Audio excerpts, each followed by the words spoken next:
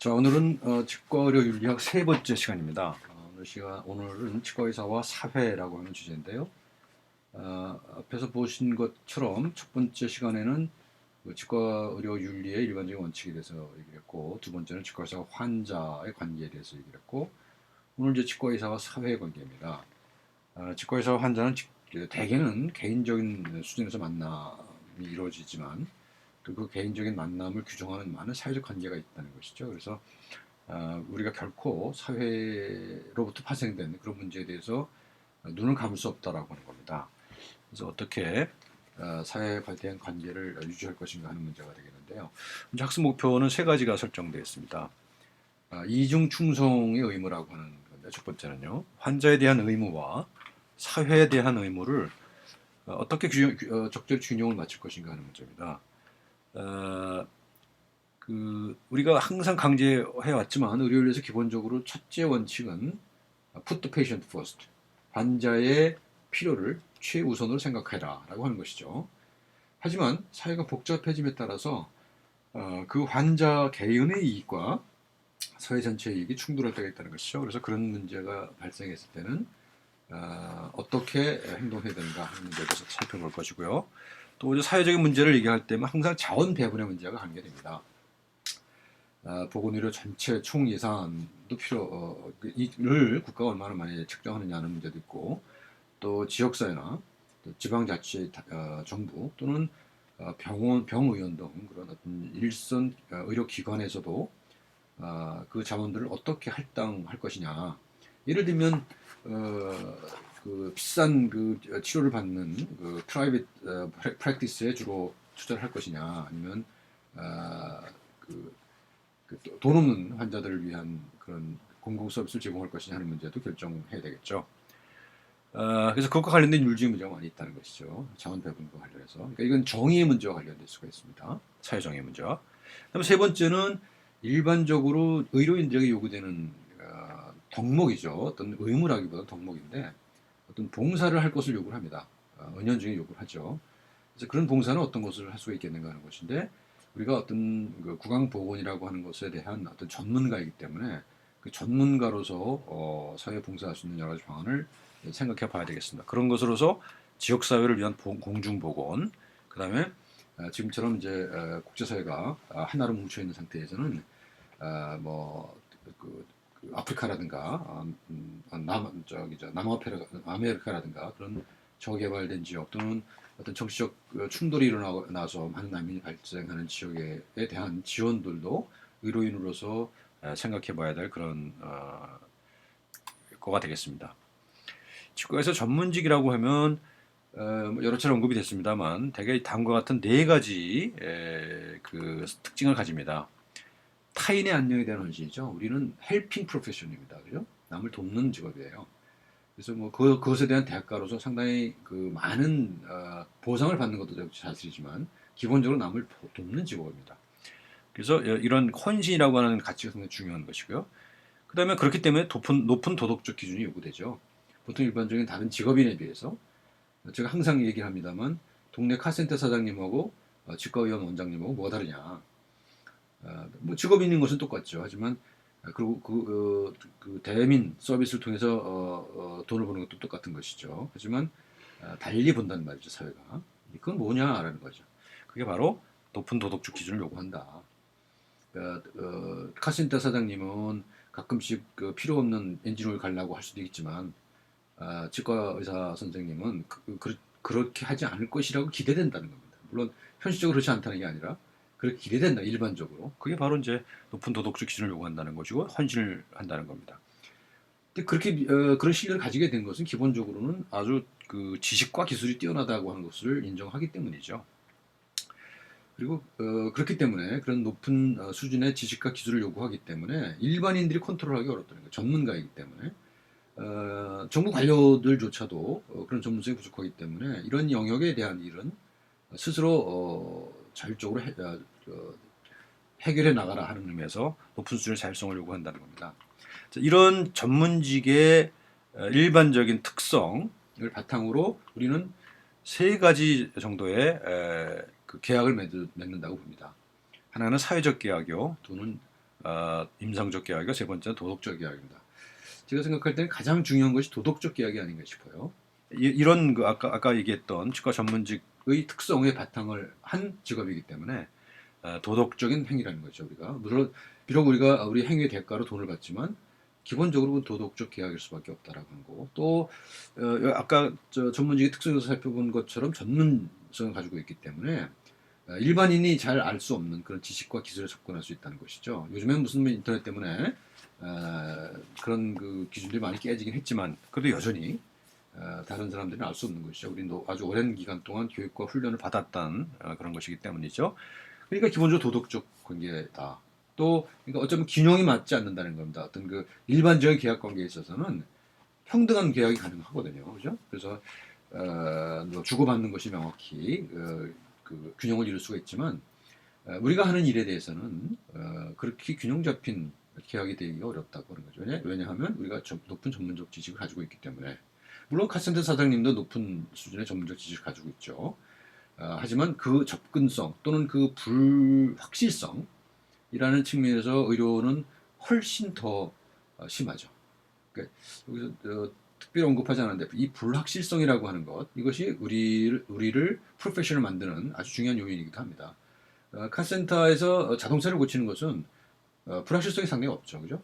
대체적으로 매뉴얼 따르면 다 고칠 수 있는 것이죠. 하지만 사람의 고장난 몸은 매뉴얼만 따라서 고칠 수 있는 게 아니라는 것이죠. 따라서 우리는 도덕적 계약을 같이 할 수밖에 없다. 임상적 계약은 임상 현장에서 의사와 환자 또는 의료기관과 환자 사이에 맺어지는 관계, 그런 계약 관계죠. 거기는 무슨 또는 보험 기관도 포함될 수가 있겠죠. 또는 국가기관도 포함될 수가 있겠습니다. 그래서 그런 여러 가지 그 기관과 환자 또는 의료기관 사이에 맺어지는 그런 임상적 계약이죠. 임상 상태에서 환자는 치유될 것이 기대되고 의료인은 그 환자가 가지고 있는 질환으로부터 치유해 줄 것으로 기대되는 것이죠. 그런 관계 속에서 보상이 주어지는 그게 이제 임상적 계약이라고 할 수 있겠습니다. 사회적 계약은 이보다 더 큰 단위에서의 계약이겠죠. 그래서 그 국가가 어떤 보건적 의료 정책을 핀다든가 이런 것들을 하도록 이건 헌법에도 규정된 거잖아요. 국가는 국민의 건강을 보장해야 되고 의무가 있다는 거잖아요. 그래서 그것이 헌법적인 국가의 의무이기 때문에 국가가 보험이라든가 그밖에 여러 가지 의학 관련 정책들을 입안해서 실천하잖아요. 그래서 그런 것들이 사회적 계약에 해당됩니다. 자, 이중 충성의 의무를 좀 더 다시 살펴보면요. 반복한다면 환자의 필요가 모든 것을 우선한다. 또는 환자를 최우선에 둬라라고 하는 것이 그대로부터 내려오는 의사에게 주어진 기본적인 의무라고 할 수가 있습니다. 하지만 사회의 이익과 환자의 이익이 충돌할 때가 있다. 그럴 경우에는 옛날처럼 아주 신성한 의무로 환자의 비밀을 지켜야 된다라고 하는 그 주장은 이제 더 이상 성립되지 않는다는 겁니다. 대표적인 예로 의무적 신고인데요. 치과에서 진료를 하다가 지정 전염병을 만났다. 지정 전염병을 가진 환자를 만났다 하면 반드시 국가보건기관에 신고하게 돼 있죠. 그럴 경우에는 환자의 이익에 반하는 행위일 수가 있죠. 하지만 더 큰 사회의 이익을 위해서 법이 규정한 한대로 해서 신고의 의무를 지켜야 하는 것이죠. 그럴 경우에 물론 환자에게 적절히 설명을 해야 되겠죠. 친절하게 설명해주고 동의를 얻는 것이 좋겠죠. 동의를 얻지 못해도 신고를 해야 되지만 동의를 얻는 것이 좋겠습니다. 또 이제 우리나라는 흔치 않은 일입니다만 치과 의사가 많이 발견하는 것이 특히 미국 같은 사회에서는 그렇습니다. 아동 학대의 흔적을 가장 먼저 찾아낼 수 있는 사람이 치과 의사라고 해요. 그래서 그 아동 학대의 증거가 발견됐을 때는 그 내용을 파악하고 물론 이제 노골적으로 물어보면 안 되겠죠, 그죠? 아주 은근하게 그 환자를 가장 잘 아는 의사 입장에서 의료적인 관계로 접근해서 그 내용을 파악하고 필요하면 관계기관에 신고할 수 있다고 그렇게 돼 있죠.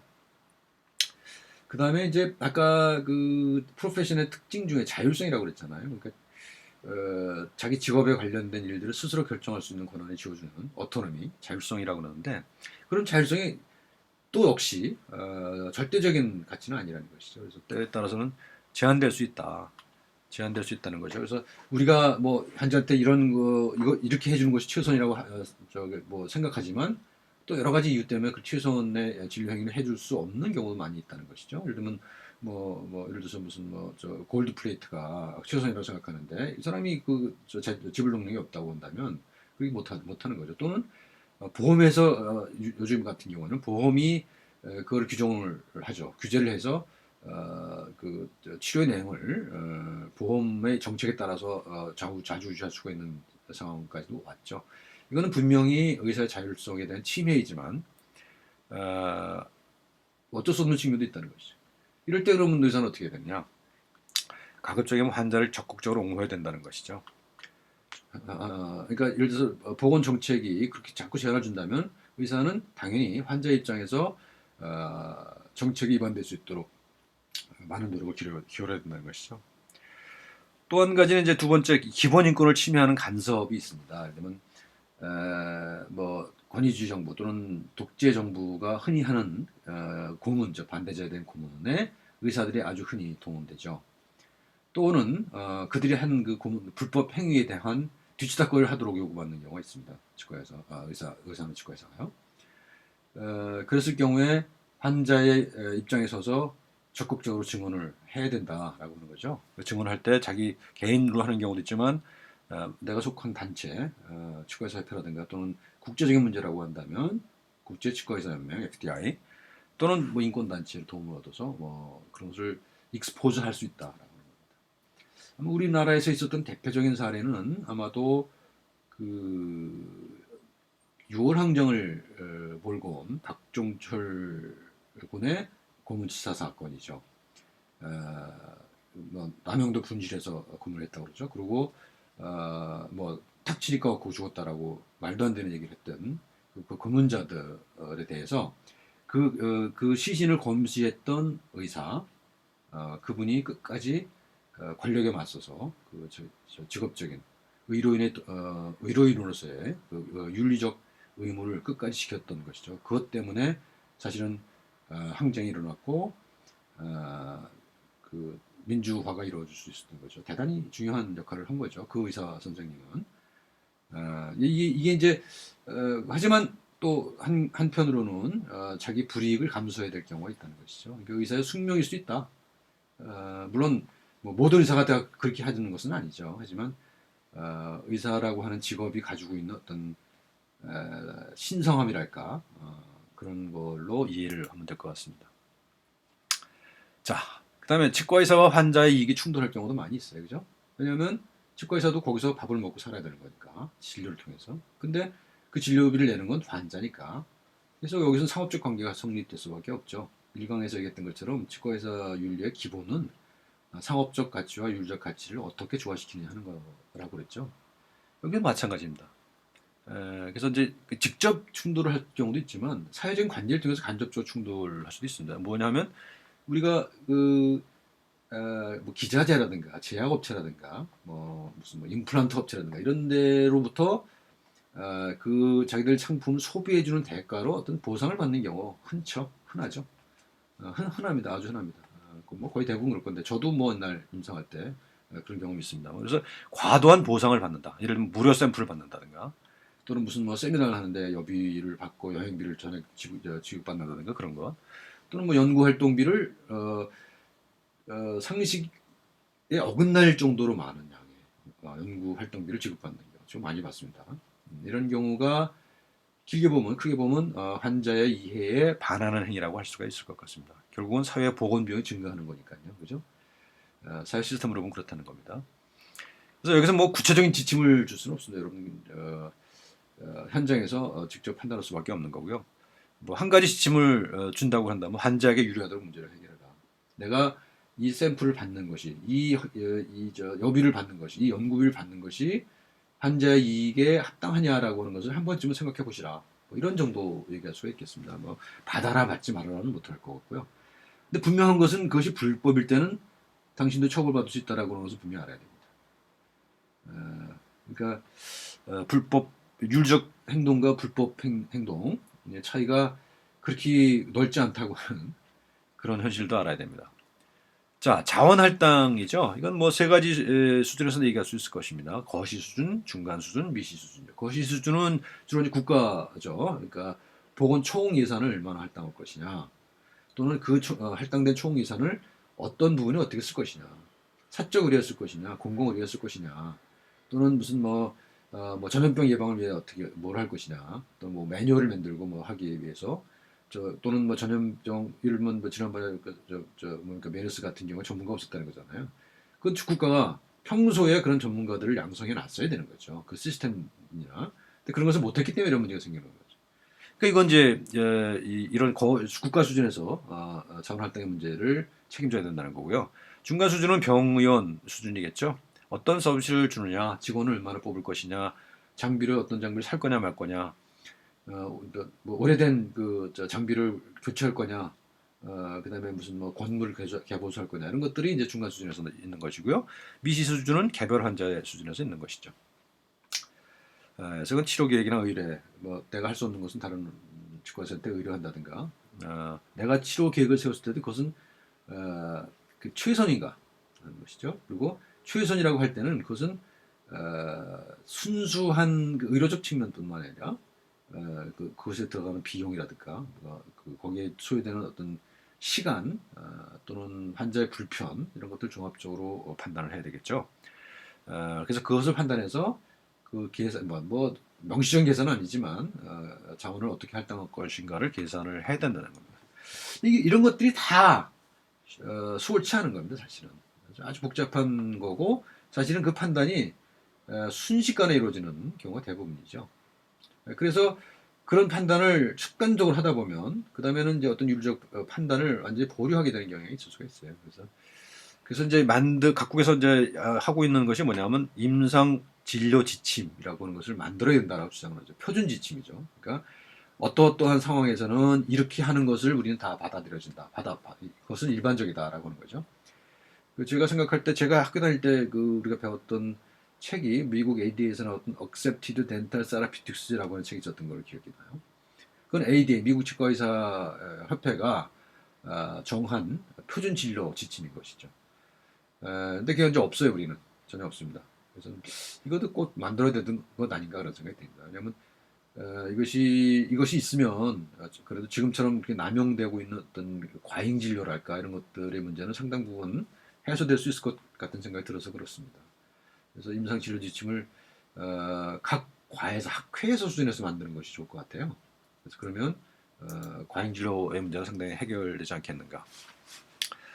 그다음에 이중 충성에 대한 얘기를 하고 있잖아요. 근데 그 환자 개인 또는 사회 전체를 얘기하고 있는데 이 문제를 해결하기 위한 몇 가지 원칙들이 있다는 것이죠. 그러니까 그 보건 의료의 문제를 개인에게 맡겨둘 것이냐, 아니면 국가를 비롯한 지역사회 전체가 나서서 해결해야 될 거냐 하는 겁니다. 그래서 개인을 중심으로 볼 때는 공감의 원칙이 있는 것이고, 사회를 중심으로 봤을 때는 정의의 원칙이 있는 겁니다. 근데 두 원칙이 충돌할 때가 있다는 것이죠. 그럴 때 어떻게 해야 되느냐, 네 가지 방법이 있다는 겁니다. 자유주의 원칙은 그건 뭐 개인이 알아서 하도록 해라. 괜히 뭐 내가 아프면 내가 내 돈 내고 치료 받도록 하라. 그게 이제 미국식 자유주의죠. 그래서 거기 어떤 그 보건 정책이라는 것이 뭐 최소화되고 있는 그런 거고요. 공리주의는 뭐 다 아시다시피 그 편익을 행복의 총량이 증가하는 방식으로 해라 하는데, 이것은 자원할당에서 상당히 적용하기 어렵죠, 그죠? 그거 어떻게 계산하겠어요, 그죠? 그리고 세 번째 평등주의인데, 모든 사람 똑같이 진료해라는 거죠. 그러니까 돈 많은 사람이나 적은 사람이나, 부자나 가난한 사람이나 직업 높은 사람이나 낮은 사람이나 똑같이 해라. 예를 들면 뭐 충치가 있으면 뭐 대통령이든 노숙자든 똑같이 뭐 아말감 또는 인내를 해라 이거죠. 이게 이제 평등주의입니다. 이게 이런 대표적인 나라가 이제 북구라파의 이제 스웨덴 같은 나라일 겁니다. 그러니까 거기는 치료 내용에 있어서 큰 차별이 없어요. 아마 영국도 그런 것 같아요. 영국도 NHS에서 하는 치료는 그래서 다 똑같기 때문에 많은 사람들이 이제 그렇게 얘기를 하죠. 영국 의료는 이거는 한참 뒤떨어지는 의료다라고 얘기를 하죠.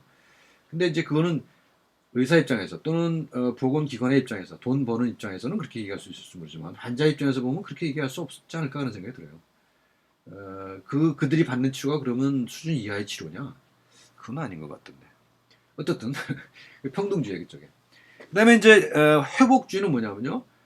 과거에 불이익을 입은 집단에게 더 많은 혜택을 줘라. 이런 거죠. 예컨대 남아프리카 공화국에서 아파르테이트 때에 엄청난 고통을 당한 흑인들에게 훨씬 더 많은 혜택을 줘라라고 하는 것이죠.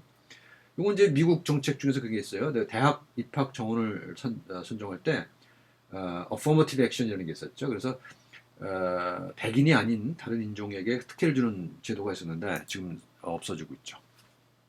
마지막입니다. 공중보건과 국제보건. 이거는 그냥 쭉 읽어보고 넘어가도록 하죠. 환자 개인들의 건강 상태에 영향을 주는 사회적이고 환경적인 결정론을 잘 알고 있어야 된다. 우리가 환자를 개인으로 만나지만 그 사람이 겪고 있는 구강 건강 상태에 대한 상태의 원인에는 사회적인 게 많이 있다는 것이죠. 그러니까 그것에도 눈을 감을 수가 없다는 겁니다. 우리는 프랙티스만 하는 것이 치과의사는 아니라는 거죠. 우리는 구강보건 전문가죠. 그래서 뭐 치료사가 아니죠. 전문가입니다. 그래서 그런 점에서 사회적 결정론을 잘 알아야 된다. 또는 환경적인. 환자가 비효율적 행동을 하지 않고도 지원을 받을 수 있는 다른 수단을 찾을 수 있도록 도와줘야 한다. 그런데 보험이 해당이 안 되는데 보험이 해달라고 그런단 말이죠. 그러면 환자의 편익을 우선으로 생각하면 해주는 게 맞겠지만 이건 사회 정의의 원칙에 맞지 않죠. 그러니까 그런 경우는 환자를 설득해서 만약에 그 사람이 진짜 어렵다면 사회복지사를 접촉해서 어떤 지원을 받을 수 있는 방법을 알아보는 것도 좋겠죠. 빈곤의 문제가 아직도 많이 남아 있습니다. 우리 사회에도 아직도 결식아동이 많다고 그러잖아요. 그래서 빈곤으로 인해서 생기는 문제에 대해서도 구강 건강 문제에 대해서 살펴봐야 된다. 환자의 복리를 걱정하는 전문직으로서 구강 건강의 빈부격차를 해소할 수 있는 정책을 개발하는 등 중재와 개입에 적극적이어야 한다. 건강의 빈부격차죠. 건강의 빈부격차. 그러니까 이건 그 모든 데이터로 확인된 상황입니다. 빈부격차가 클수록 그 사람은 건강하지 않다는 거죠. 그래서 그런 격차의 문제에 대해서 치과에서는 자기 개인의 이익뿐만 아니라 사회의 전문가라서 사회의 어떤 일정 영역을 담당하는 전문가로서 자기 목소리를 낼 수 있는 그런 프로페셔널이 돼야 된다라고 하는 얘기입니다. 오늘 여기까지.